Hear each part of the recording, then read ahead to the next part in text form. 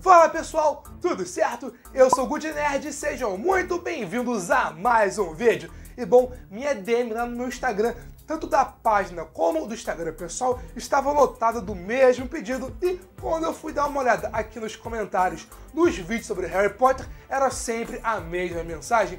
Faz um vídeo comentando as diferenças entre os livros para os filmes de Harry Potter, por favor. Aí eu falei, beleza. Joguei uma enquete lá no meu Instagram. Gente, mais de 1000 votos, cara. Mais de 1000 votos nesse mesmo tema. Eu falei, pô, vocês querem muito e eu vou trazer. E para compensar ainda mais, esse vídeo será bem diferente dos demais aqui do canal. Geralmente eu faço top 6, top 7, top 8, mas esse aqui, meus amigos, esse aqui será um top 10, as 10 maiores diferenças dos livros para os filmes da saga Harry Potter. Sim, vão ser literalmente as maiores diferenças. Eu não vou mencionar nesse vídeo a diferença da cor de olho e tal, um negócio estava na esquerda no livro e no filme está na direita. Não, vão ser literalmente as maiores diferenças. Aquelas cenas que fazem total diferença na história, que mudaria totalmente o rumo dos personagens, tá ligado? Sabe essas cenas? Então, é sobre elas que a gente vai mencionar no vídeo de hoje. Já se inscreve aqui no canal se você curte Harry Potter e vem comigo! Todo mundo que já leu o livro Harry Potter e as Relíquias da Morte percebeu que o final do livro é bem diferente do final do filme. Porque no filme a gente vê lá o Harry derrotando o Lord Voldemort e com isso ele fica com a varinha das varinhas e ele vai lá e quebra a varinha das varinhas e a joga fora. Porém nos livros isso não foi assim não, porque ao derrotar o Lord Voldemort, Harry pega a varinha das varinhas e a usa para restaurar a sua própria, porque o Harry tem um grande valor sentimental pela sua própria varinha. Com isso, ele pega a varinha das varinhas e a deixa junto ao túmulo do Dumbledore, porque assim a varinha das varinhas não será mais de ninguém, ninguém terá mais a posse da varinha das varinhas e também é uma linda homenagem ao próprio Alvo Dumbledore. Eu não sei vocês, mas essa cena nos filmes seria bem melhor.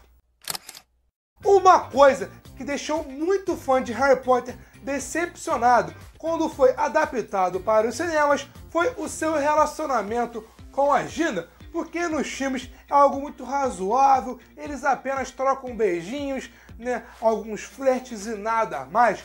Porém, nos livros, isso é muito mais aprofundado, porque nos livros a Gina é apaixonada pelo Harry desde lá a Pedra Filosofal e, de acordo com que a Gina vai crescendo, se tornando uma mulher e uma mulher independente, o seu relacionamento com Harry vai se intensificando até que os dois acabam ficando juntos. Para vocês terem uma noção, no filme todo mundo vê lá em Enigma do Príncipe o primeiro beijo dos dois é aquele beijinho, aquele meio que um selinho e tal, numa sala meio que vazia, sem ninguém vendo. Porém, nos livros, isso é totalmente diferente. O primeiro beijo dos dois é no meio de um saguão inteiro, cheio de gente, no meio de uma festa. A Gina vai lá, pega o Harry e taca-lhe um beijão nele. Enquanto isso, o Rony fica com aquela cara. Harry, essa é a minha irmã, o que você tá fazendo? Ou seja, algo que nos livros foi muito melhor desenvolvido, nos filmes foi algo muito apressado, muito jogado. Outra coisa que foi muito diferente foi a importância do Neville na história de Harry Potter, porque nos filmes, durante a saga inteira, Neville é aquele garoto bobinho e tal, que não faz nada de importante. Porém, aos 49,5 do segundo tempo, ele vai lá, mata a Nagini e realmente prova que tem alguma importância na história. Porém, nos livros, a sua história é tão trágica quanto a do próprio Harry. Se liga só, nos livros, os pais do Neville são caçados e torturados por comensais da morte até ficarem malucos, até ficarem loucos. Para você ter uma noção, tem uma cena no livro A Ordem da Fênix, onde o Neville vai lá, vai conversar, vai encontrar com seus pais e eles não o reconhecem, cara. É uma cena completamente densa, completamente pesada, que na minha opinião, se fosse para as telonas, quebraria um pouquinho de ritmo e tal. Eu achei que não é tranquilo não adaptar. Mas, mano, imagina o trauma desse garoto. Você vai lá, vai falar com seus próprios pais, eles não te reconhecem. Caraca! Essa aqui foi uma mudança que estreou todo mundo, porque em Cálice de Fogo, ao ver que o nome do Harry estava no torneio Tribucho, nos livros o Dumbledore vai calmamente, com calma assim, na paz, perguntar pro Harry: Harry, foi você que colocou o seu nome no Cálice de Fogo? E ele fala: não, cara, não coloquei. De boa. Porém, nos filmes, apenas olha essa cena. I protest! Harry! I protest! Harry, did you put your name in the Goblet of Fire? No, sir. You asked one of the older students to do it for you? No, sir. You're absolutely sure? Yes, sir. Outra coisa que foi muito melhor desenvolvida e aprofundada nos livros e que nos filmes foi muito jogado, foi muito pincelado, foi a história do Alvo Dumbledore, que a gente vê lá em Relíquias da Morte um pouquinho do seu passado, que ele teve um relacionamento com o bruxo Grindelwald e tudo mais, teve o lance da morte da sua irmã e tudo mais. Porém, essa mesma história nos livros é muito melhor desenvolvida, porque mostra o Dumbledore se apaixonando por esse bruxo, o Grindelwald, e juntos os dois partindo para conquistar um bem maior, podemos dizer assim, né? Tendo que até mesmo matar alguns trouxas nesse caminho. Só que em um determinado momento, o Grindelwald e o Dumbledore acabam brigando e tal, e com isso a irmã do Dumbledore acabou morrendo. Sim, ela morreu somente graças a essa treta, né? Quem diria? E com isso o Dumbledore desiste de continuar com Grindelwald e, recomeça a sua vida desde o zero. Aí mostra, ele conta brevemente até ele chegar a ser o diretor de Hogwarts, que a gente já viu, a gente já conhece da saga Harry Potter. O lado bom é que essa história pode ser abordada na saga Animais Fantásticos, porque a gente vê ali em Animais Fantásticos 2 o Grindelwald e o Dumbledore flertando, trocando aquelas ideias. Então, quem sabe essa história não pode ser muito mais desenvolvida, muito mais aprofundada nos futuros filmes? Nos resta apenas aguardar. Ainda sobre o Dumbledore, sua morte também foi um pouquinho diferente dos livros para os filmes. Porque no filme Enigma do Príncipe, a gente vê lá o Harry e o Dumbledore voltando daquela caverna lá, que eles estavam fazendo experimento e tal.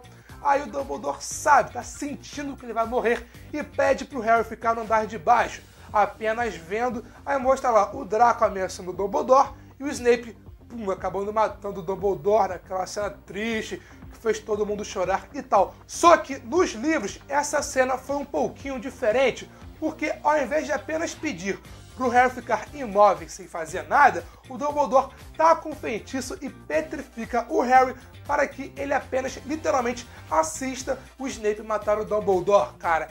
Essa cena foi completamente triste. Imagina nos filmes se acontecesse isso, cara. O Dumbledore petrifica o Harry e o Harry apenas vê o Dumbledore morrendo. Meus amigos, eu iria chorar o dobro que eu chorei. Falando em morte, a morte do Voldemort também foi muito alterada em relação aos livros, porque a gente vê lá em Relíquias da Morte, parte 2, o Harry e o Voldemort travando uma batalha e tudo mais. Aí o Voldemort lança o feitiço da morte no Harry, o Harry rebate e o Voldemort se despedaça, vira pó. Porém, nos livros, para começar, a batalha acontece no meio do salão principal, ou seja, com todos os alunos e professores vendo essa batalha. Aí acontece a mesma coisa.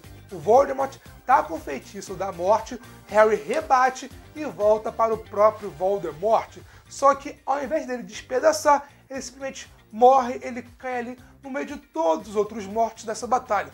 Ou seja, morre como uma pessoa normal. A mudança nessa morte também alterou o seu significado, porque nos filmes o Voldemort apenas recebeu um poder que ele não dava conta, que ele não poderia ter. E com isso, o corpo dele não aguentou e ele se despedaçou. Apenas foi isso.